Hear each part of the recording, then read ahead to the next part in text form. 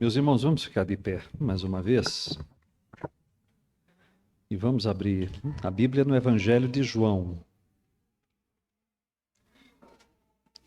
Evangelho de João, capítulo 13.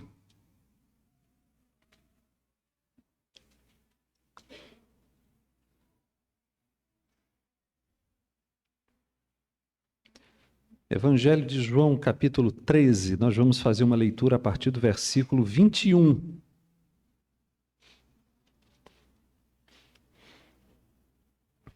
João, capítulo 13, versículo 21 e os seguintes.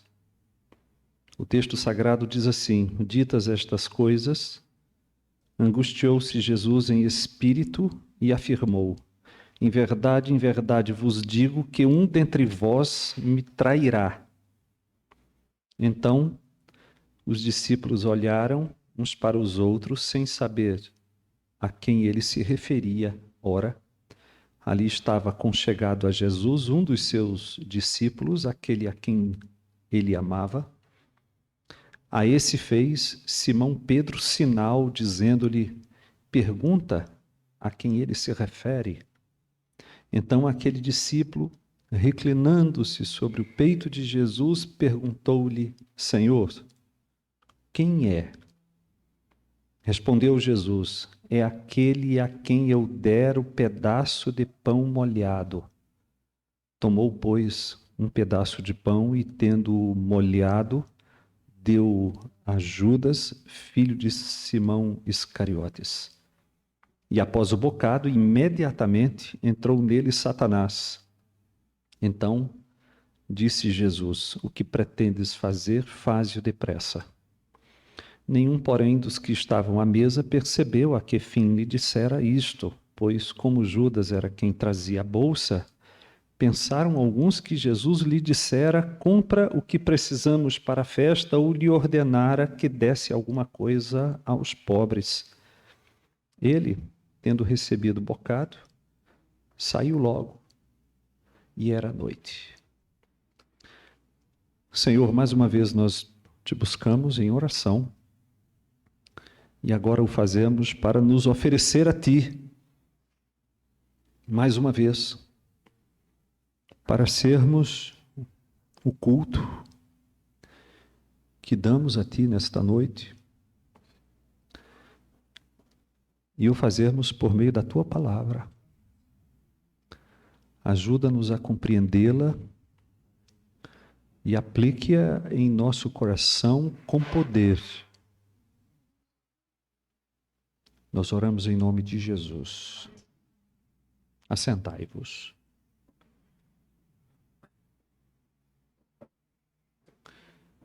Nós estamos de volta ao cenáculo.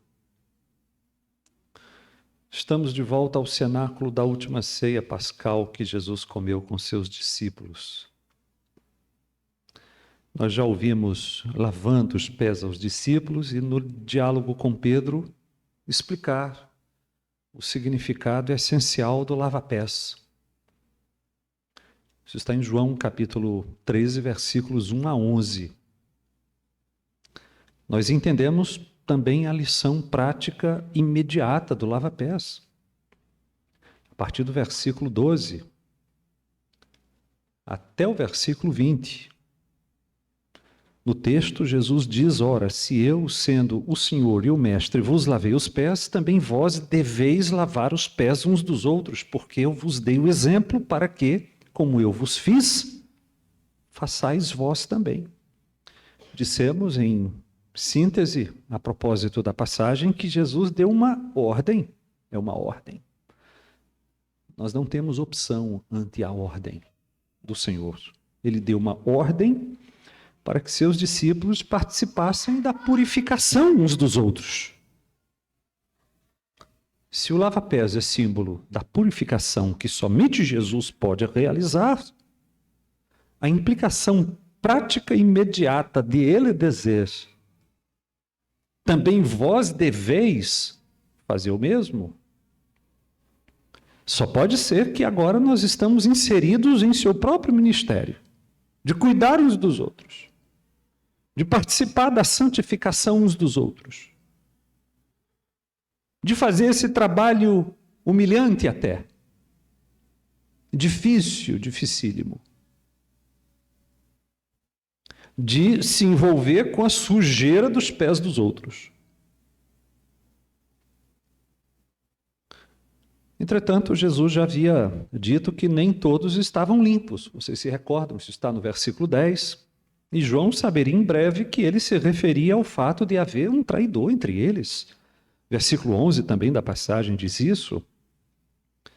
Jesus também já havia antecipado que a bem-aventurança de seguir o exemplo de Jesus, a bem-aventurança de se envolver mutuamente na lavagem da sujeira dos pés uns dos outros, não dizia respeito a todos. Ele disse isso no versículo 18, versículos 10 e 11, 18. São antecipações do que vai acontecer agora. E então, finalmente, chegou o momento de o traidor ser agora mais diretamente indicado. Ainda que não publicamente, como nós veremos, o traidor não é publicamente revelado.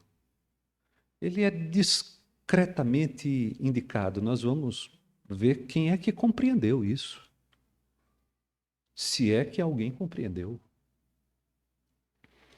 A passagem, por outro lado, meus irmãos, é isso que eu desejo demonstrar, ela prova que Jesus toma a iniciativa em tudo. Jesus toma a iniciativa em tudo. A passagem nos diz, é isso que ela quer nos informar, que Jesus não foi uma vítima ingênua de um traidor astuto. Pobrezinho de Jesus. Foi traído por aquele tal Judas. Não. A passagem diz exatamente o contrário. O que temos aqui é a decisão de Jesus em excomungar o traidor do grupo dos discípulos e, desse modo, desencadear irreversivelmente uma série de eventos que culminaria no Calvário. Vamos ver se é isso que nós temos no texto. Vamos lá? Amém, gente? Amém. Amém. Pois bem, depois de Jesus ensinar a respeito do serviço, do cuidado mútuo, a partir da cena do lava-pés, João registra que no contexto da ceia já iniciada, terminou o lava-pés, eles começaram a comer a ceia da Páscoa. Nesse momento, Marcos, apenas ouça, capítulo 14, verso 18, diz que aí eles já estavam comendo, reclinados à mesa. Depois do lava-pés, a sequência é exatamente esta. Jesus procede com o lava-pés e agora eles se voltam para comer. E eles já estão comendo a ceia da Páscoa. E é nesse momento que João, no versículo 21, diz que Jesus se angustiou. Angustiou-se Jesus em espírito. Isso porque o que ele tem agora a revelar é assunto seríssimo. Falar sobre um apóstata. Falar sobre a traição do apóstata é assunto grave demais para não mergulhar sua alma na angústia. E é importante nós lembrarmos aqui que Jesus já havia falado várias vezes sobre seu sofrimento e morte.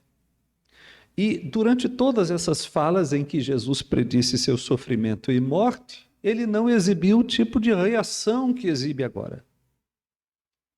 Mas quando ele pensou que seria levado à cruz pela traição de um dos seus discípulos, isso lhe feriu profundamente a alma. A certeza inevitável do que tem a falar, então, é assegurada pelo verbo afirmou, o verbo testemunhou. Jesus deu testemunho, palavra que nós conhecemos quase como sinônimo de mártir. Dá um testemunho É um testemunho de quem sofre, é um testemunho angustiado. E depois nós temos aquela expressão conhecida de João em outros lugares, em verdade, em verdade. Então o que Jesus tem a dizer é de certeza inevitável. E o que angustiava Jesus, foi finalmente exposto no versículo 21, segunda parte: um dentre vós me trairá, um dentre vós me trairá. Marcos e Lucas acrescentam detalhes, dizendo assim, segundo Marcos: um dentre vós, o que come comigo me trairá. Lucas disse: a mão do traidor está comigo à mesa.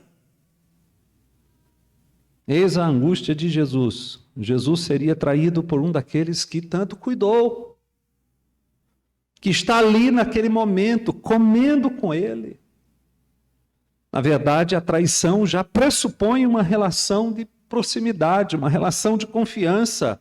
E isso torna a traição especialmente grave. A dor causada pela traição é proporcional ao nível de confiança, à profundidade do relacionamento que se tem com alguém. E claro que aqui nós já temos uma enorme tensão. Um de vocês me trairá. Um dos que está aqui, um dos que estão aqui comigo à mesa. A mão do traidor está comigo à mesa. Um dentre vós que come comigo. Claro que agora nós temos uma tensão, um tempo nublado. E Jesus conseguiu tornar as coisas ainda mais tensas quando disse, segundo Lucas, o seguinte: porque o Filho do Homem, na verdade, vai segundo o que está determinado, mas ai daquele por intermédio de quem ele está sendo traído. Então, se as coisas ficaram muito tensas, agora a tensão extrapola todos os limites.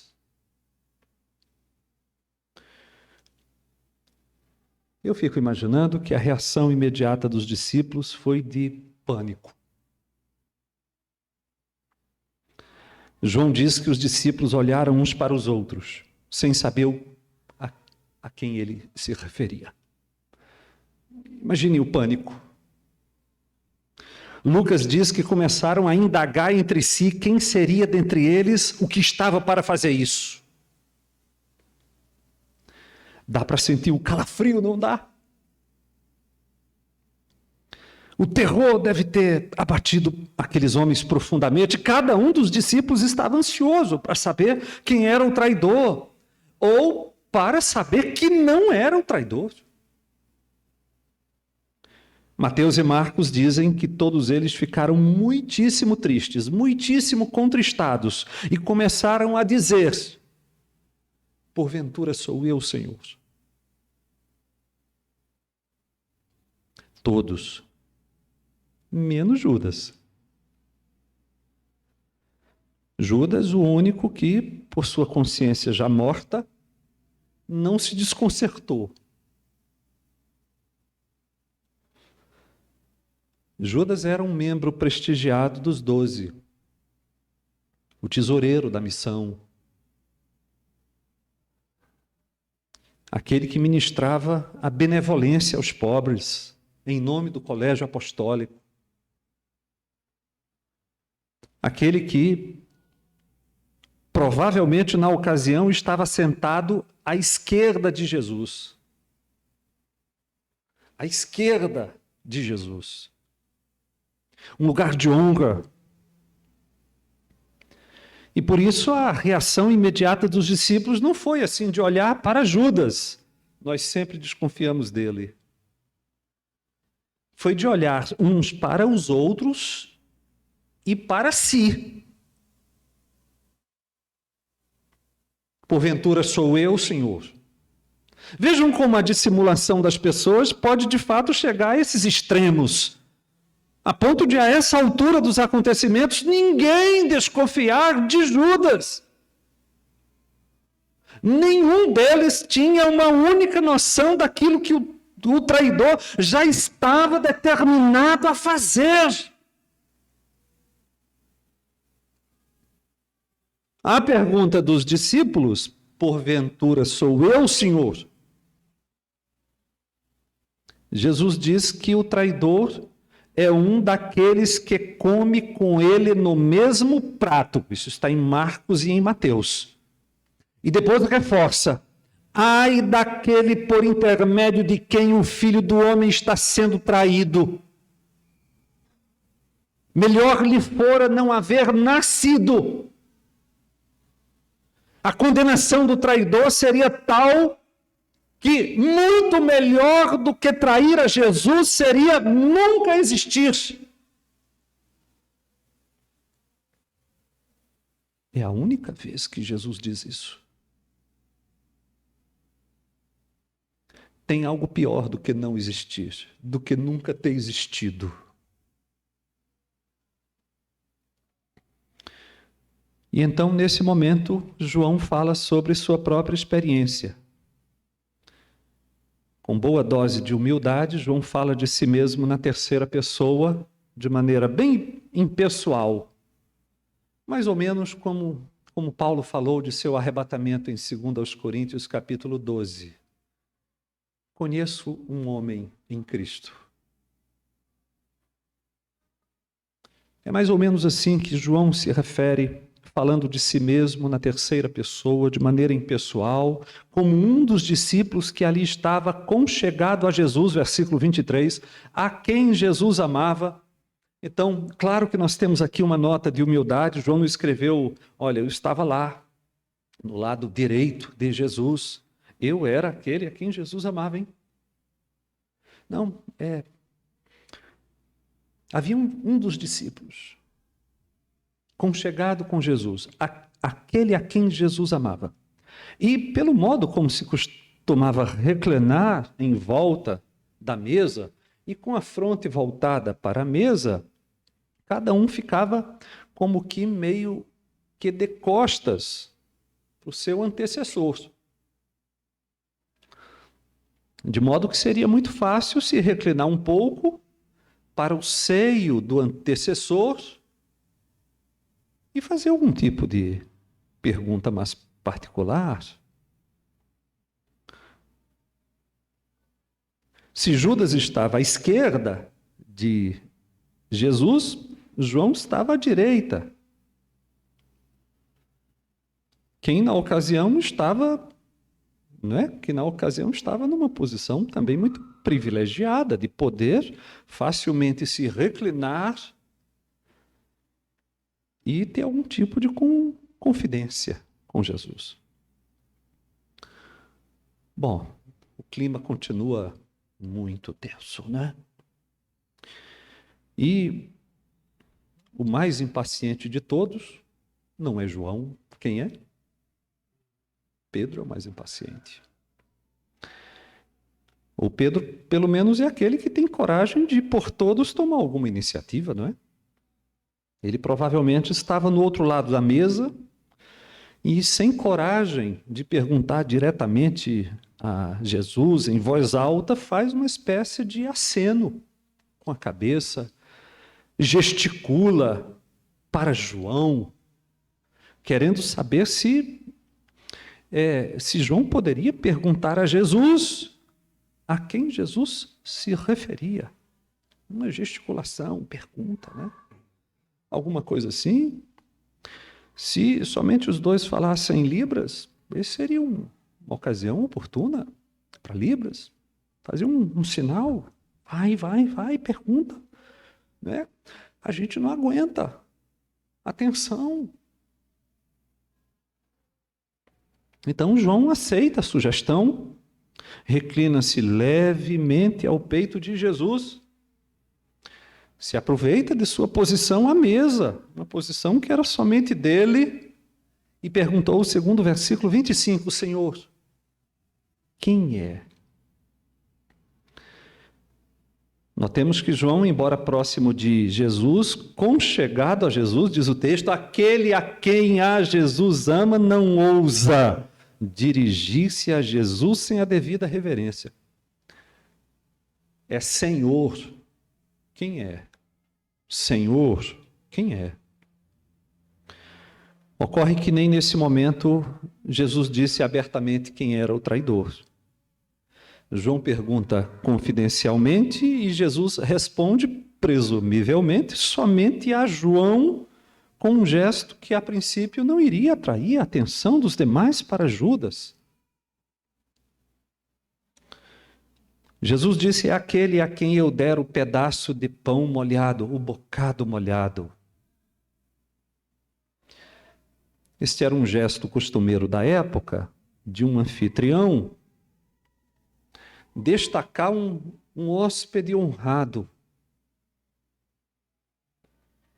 oferecendo um pedaço de pão molhado.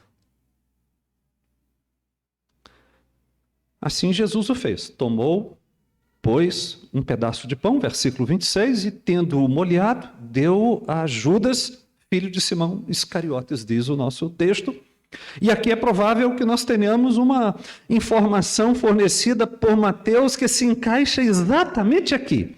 Porque nós ficamos imaginando que enquanto todos estavam em pânico, Judas pode ter sido o único de posse da frieza necessária para observar os movimentos, para ver as comunicações.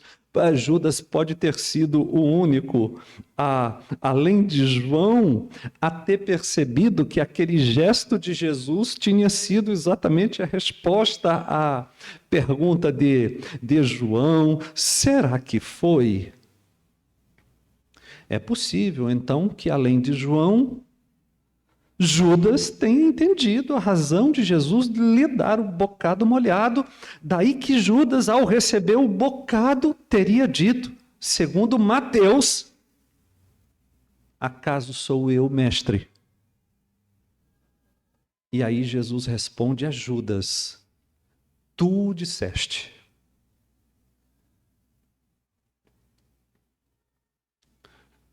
Vocês estão me acompanhando? O modo da indicação foi absolutamente oportuno. O sinal recordou o cumprimento das Escrituras, quando predisseram que o traidor seria um daqueles que comiam com Jesus. Isso está no versículo 18, uma citação de Salmos 41, versículo 9. E foi desse modo que Judas foi distinguido entre os discípulos, mas para juízo. Vamos lá. Eu vou para a última parte da passagem, versículos 27 a 30.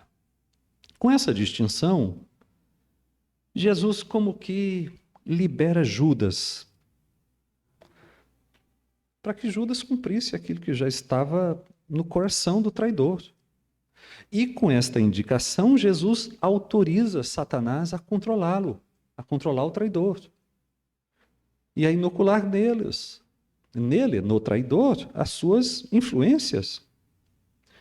Por isso, João diz que após o bocado, imediatamente entrou nele Satanás.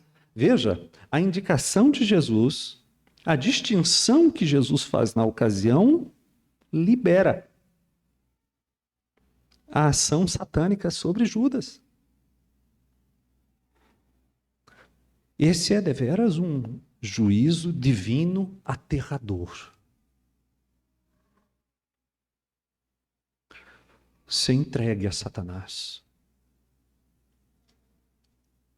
É bom recordar que já antes o propósito traidor já havia sido inoculado pelo diabo no coração de Judas, versículo 2 da passagem. Mas agora Satanás tem permissão para possuí-lo.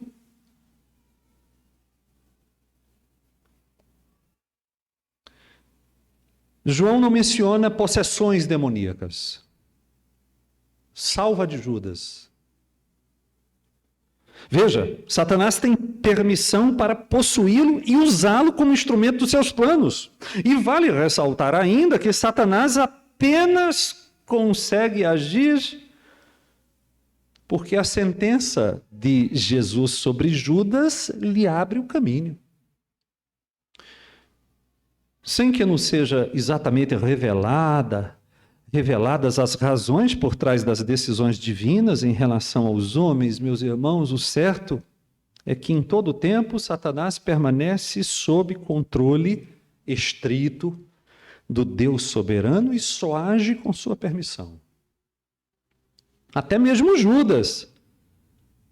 Judas, em todo momento, sempre esteve sujeito à soberania de Jesus, sob o estrito comando do Senhor, que é o fim. Judas só fez o que fez porque Jesus o ordenou, segundo o versículo 27. Então, disse Jesus, o que pretendes fazer, o quê? Faze-o depressa. Em outras palavras, Jesus continuou sendo o senhor do seu traidor. Judas havia chegado a um ponto sem volta em que Jesus não lhe permitiu mais demoras. Olhem para o versículo 13, nós vamos perceber que Jesus age como quem sabe que tudo e todos estão entregues em suas mãos, inclusive Satanás, inclusive Judas. Isso não significa, meus irmãos, que Judas estava agindo sob uma força que tornou seu pecado inevitável. Nem significa que Judas agia de forma contrária às suas próprias vontades e disposição. Tampouco significa que Cristo é o autor do pecado de Judas. Na verdade mesmo, seria até lógico esperar que Judas, já advertido pela vítima da sua traição, repensaria. Porque traidores não costumam prosseguir nos seus planos quando sabem que foram descobertos pelas suas vítimas potenciais. O fato é que Judas, segundo o versículo 30, tendo recebido o bocado molhado, saiu logo. Antes, Satanás tivesse feito com Judas como a outros possessos de espíritos imundos. Antes, Satanás tivesse jogado no fogo, enchido de doenças, causado-lhe aflições maiores do que causou a Jó, atirado-o no mar, como fez aos porcos de Gadara. Mas não. Satanás o possuiu para conduzi-lo pelo caminho de entregar à morte por vis moedas. O Senhor que só lhe tinha feito bem. Satanás o possuiu para levá-lo a lutar contra Jesus e contra o seu evangelho. Jesus. E nós ficamos sem saber, no fim das contas, se Pedro entendeu que o bocado molhado de Jesus a Judas era a resposta à pergunta de João, porque isso o texto não nos diz.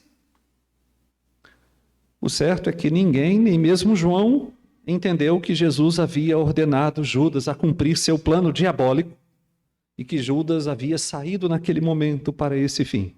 O versículo 18 diz: nenhum, porém, dos que estavam à mesa percebeu a que fim lhe dissera isto. Isto porque Judas era o responsável pela bolsa, então cogitaram duas possibilidades, né? Jesus poderia ter lhe enviado para comprar algo a mais para a festa da Páscoa, ou lhe ter ordenado a comprar donativos aos pobres, porque isso também era comum que acontecesse na festa, durante a festa da Páscoa.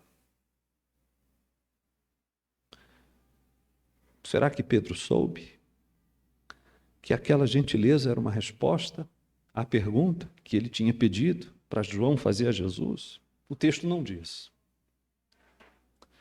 Mas é verdade que ninguém percebeu que Judas tinha saído naquele momento para cumprir os seus planos traidores.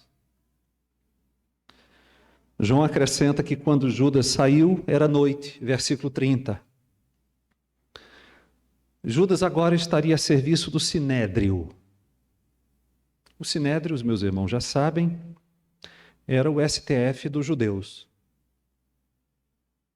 Quando a gente diz isso hoje, todo mundo já sabe do que se trata, porque os nossos ministros são celebridades. Então basta dizer que o Sinédrio era o STF do judeu e todo mundo já sabe do que se trata. E o Sinédrio não ousaria prender Jesus durante o dia. Isso por causa da grande popularidade de Jesus e como a prisão deveria ser deveria se realizar à noite, a ajuda de Judas seria indispensável, ou pelo menos importante, não é? O trabalho de Judas seria basicamente o de fornecer a oportunidade para uma prisão secreta à noite de Jesus, uma vez que o traidor conhecia o lugar aonde Jesus iria, fora da cidade, depois da festa. Isso está em João 18, versículos 1 e 2, dizem: tendo Jesus dito estas palavras, saiu juntamente com seus discípulos para o outro lado do ribeiro Cedron, onde havia um jardim, e aí entrou com eles. E Judas, o traidor, também conhecia aquele lugar, porque Jesus ali estivera muitas vezes com seus discípulos. Então veja que a participação de Judas é importante. Judas evitaria a necessidade de uma prisão durante o dia. Não, ele pode ser preso à noite, porque nós temos um deles que nos levará exatamente ao lugar onde ele costuma ir. Por outro lado, quando João diz que era noite, ele também pode ter querido apontar a um sentido figurado. Lembrando que em Judas se cumpriu aquilo que Jesus mesmo já havia ensinado no Evangelho de João, capítulo 12, versículo 35. Lá Jesus disse: quem anda nas trevas não sabe para onde vai. Foi esse o caso ou não? Judas saiu do cenáculo com um plano muito definido e sem saber que a noite encerraria para ele com uma tentativa desesperada de suicídio, seguida de uma morte trágica. O sábio já tinha dito antes: há caminho que ao homem parece direito, mas ao cabo dá em caminhos de morte. Pois bem, meus irmãos, nós caminhamos até aqui para entender o que Deus pretende nos dizer, não é? Com esta passagem. O que Deus quer nos dizer com esta passagem? O que ela tem a ver conosco hoje? É o que nós queremos destacar em alguns pontos aqui. Claro, sem a pretensão de esgotar. As aplicações práticas são tantas da passagem que eu não saberia dizê-las todas. Então, ficam algumas. Em primeiro lugar, a cena da indicação do traidor revela algo aterrorizante. Sabe o que é? Que qualquer de nós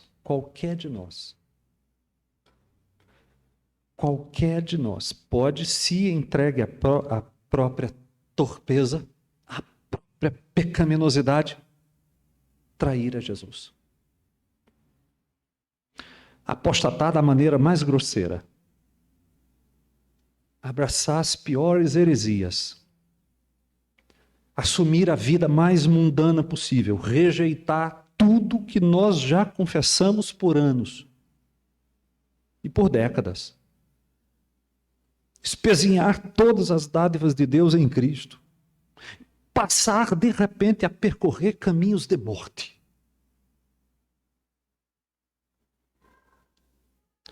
O escritor aos Hebreus mencionou que homens que foram iluminados, provaram o dom celestial, se tornaram participantes do Espírito Santo, provaram a boa palavra de Deus e os poderes do mundo vindouro, caíram.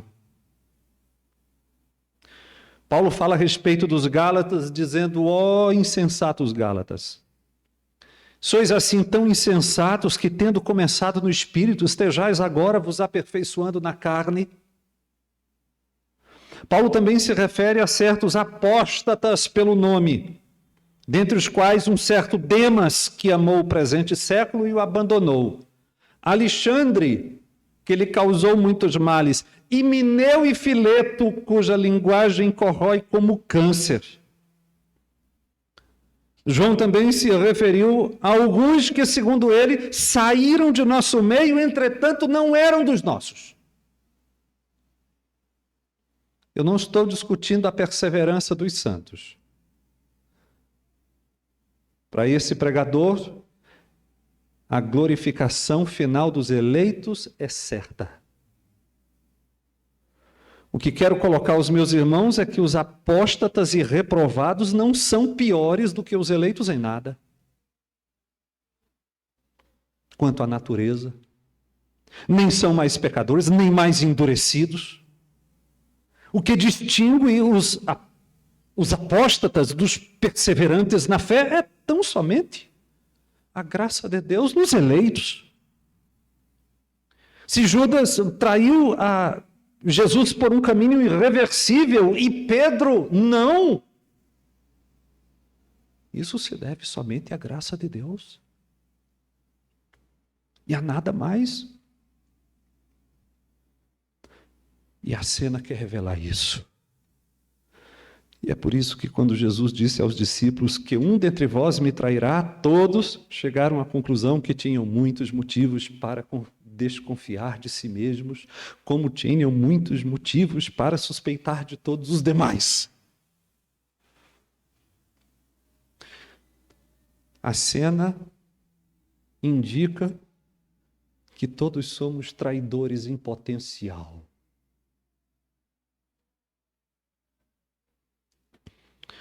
Ali estavam os homens que tinham estado com Jesus por mais de 4 anos, experimentado seu cuidado, seu amor, presenciado seus milagres, visto sua glória no Monte da Transfiguração, realizado milagres em seu nome, pregado o Evangelho do Reino, e agora perguntando, cada um a si mesmo, e aos demais, e ao Senhor, se acaso era o traidor. Qualquer de nós pode, se entregue a si mesmo, trair a Jesus. Quero saber se os meus irmãos me entenderam bem. Sim ou não? Em segundo lugar, penso que a passagem ensina que é da vontade de Cristo que ocasionalmente tenhamos nossa fé provada por meio de fogo depurador.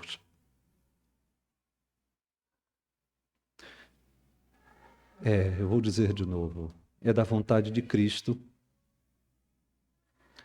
fazer a nossa fé passar pelo cadinho da provação.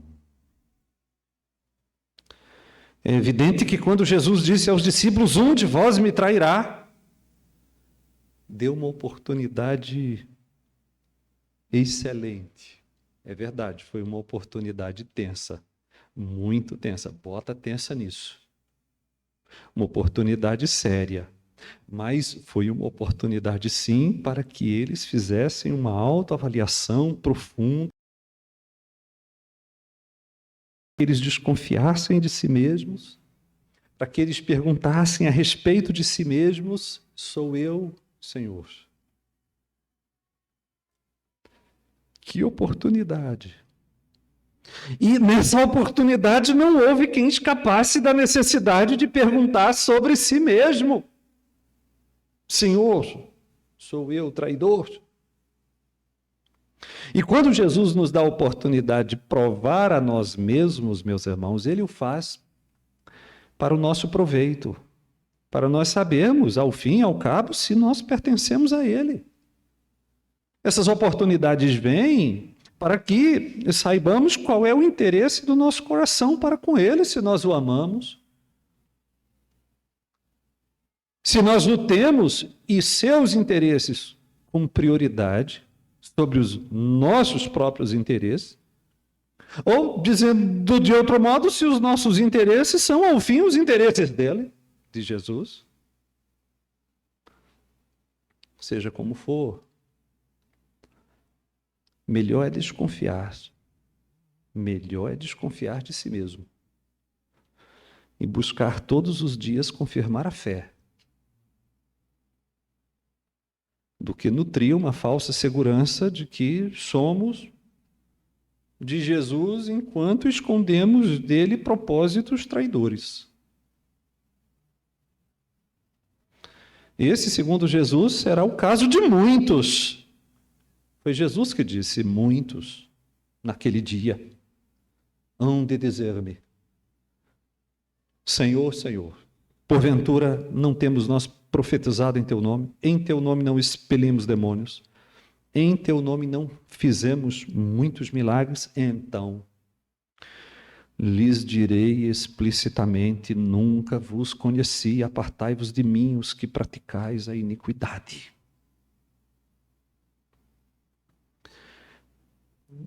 Muita dúvida sobre exorcismos, profecias e operações de milagres, não é? Mas ninguém duvida que esses feitos foram todos empreendidos pelos apóstolos. E Jesus está falando para aqueles homens que faziam estas coisas. E faziam com um certo costume. Então, é melhor desconfiar. Desconfiar para confirmar, do que presumir-se falsamente. E de repente ser encontrado como inimigo de Jesus no último dia. Em terceiro lugar, a passagem nos ensina que Jesus Cristo distribui, sim, em sua graça comum, bocados molhados a traidores.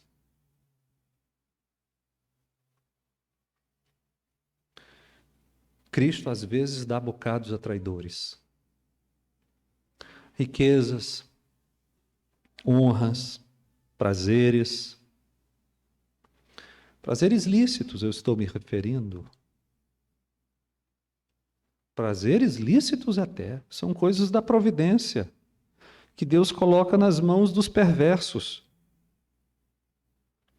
Judas talvez se considerasse um favorito, por ter recebido o bocado molhado. Ou não? Talvez sim. Mas, pensando ser um favorito pelo bocado molhado, não passava de um traidor. E veja que, em muitos casos, a prosperidade dos tolos contribui de maneira espantosa para a destruição deles. Então, meus irmãos, convém não julgar o amor de Jesus por nós por termos ou deixado de ter acesso a certos bocados. Bocados não são prova inequívoca do amor especial e eletivo de Jesus. Bocados são dados por Cristo a justos e injustos, a crentes e a descrentes, a bons e a maus. Às vezes, pode ocorrer de bocados serem exatamente a expressão do julgamento de Jesus contra alguém. Judas ficou com o bocado molhado e saiu para trair a Jesus. Os demais não receberam um bocado molhado, mas permaneceram com Jesus. Então, penso que a passagem nos ensina que bocados molhados dados pela graça comum não são prova da graça especial, do amor inequívoco de Jesus por nós. Quantos irmãos lá de Dois Carneiros perderam tudo?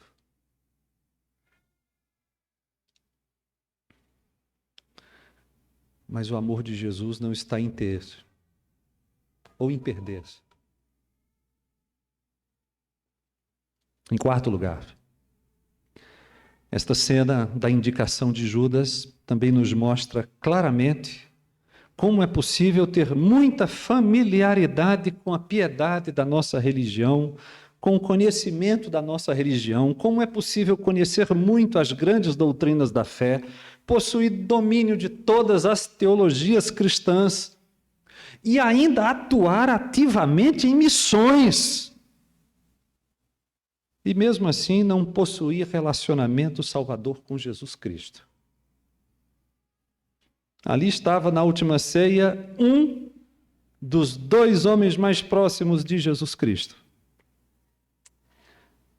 com as mãos sobre a mesa do Redentor, com a mão no mesmo prato do Redentor, pronto para, em seguida, sair para entregar o Redentor à morte.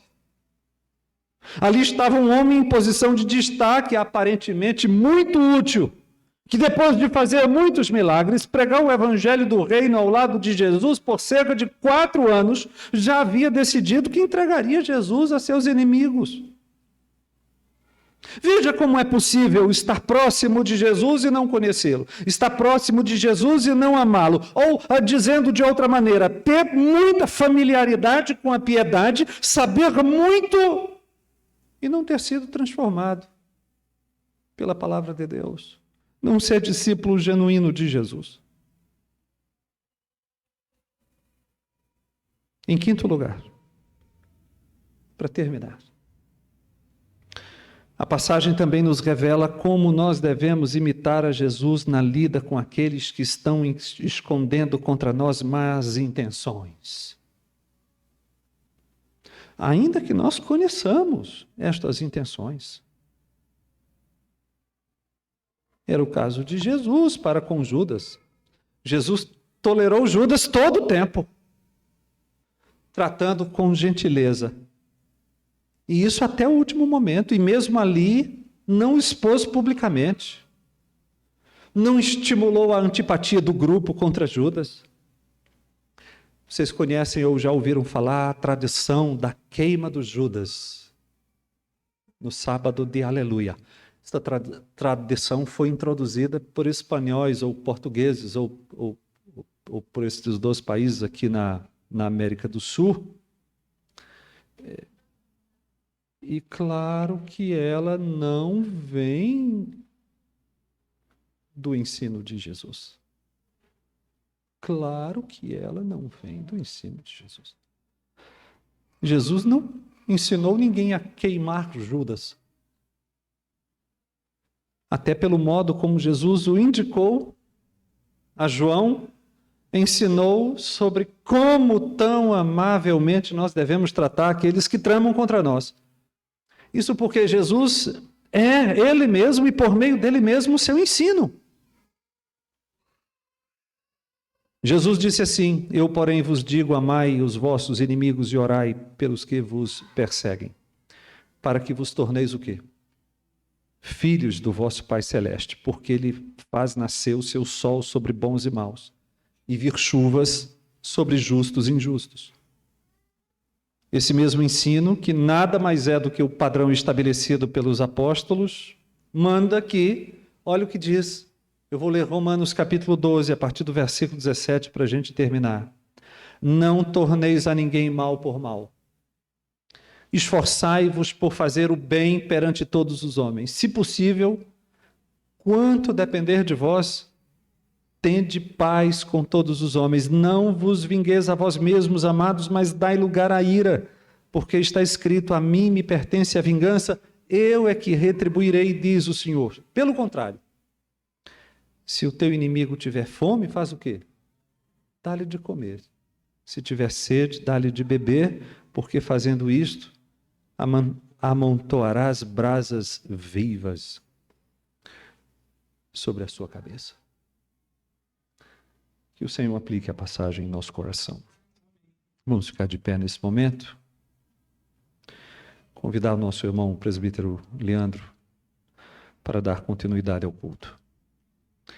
Ele ora nesse momento e segue com o culto.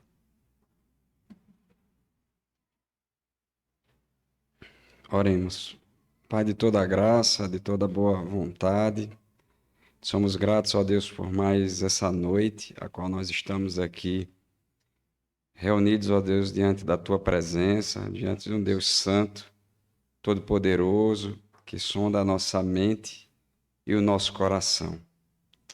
Ó Pai, muito obrigado, Senhor, pela Tua palavra exposta nessa noite. Palavra essa, ó Deus, que nos faz, ó Deus, compreender o quanto, ó Deus, necessitamos de Ti, quanto somos dependentes do Senhor, enquanto, ó Deus, precisamos, ó Deus, nos examinar a cada dia diante de um Deus todo-poderoso, um Deus santo, e que deixou, Deus, a Sua palavra para que pudéssemos, ó Deus, nos alimentar dela e que a Tua palavra também, ó Deus, a cada dia ela possa nos confrontar com mensagens como essa, para que a cada dia, Deus, jamais possamos, ó Deus, estarmos longe, distantes do Senhor, mas viver de maneira digna, ó Deus, e reconhecendo, ó Deus, o Teu cuidado derramado sobre cada um de nós.